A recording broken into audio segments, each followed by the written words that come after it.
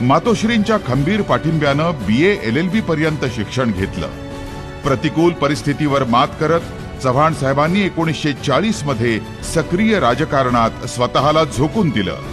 1942 मध्ये वेणुताईंशी त्यांचा विवाह झाला. त्याच वर्षी सातारा जिल्ह्यातील चळवळीत प्रवेश करत ते काँग्रेसचे जिल्हाध्यक्ष झाले.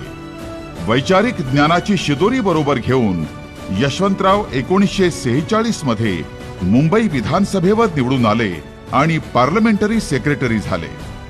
1952 ते 1955 या काळात मंत्री म्हणून विविध खात्यांची धुरा सांभाळली. तर 1 नोव्हेंबर 1956 साली द्विभाषिक मुंबई राज्याचे मुख्यमंत्री झाले. 1 मे 1960 रोजी संयुक्त महाराष्ट्र राज्य निर्मितीचा मंगल कलश आणून यशवंतरावांनी महाराष्ट्र राज्याचे पहिले मुख्यमंत्री म्हणून शपथ घेतली. यशवंतराव बलवंतराव चव्हाण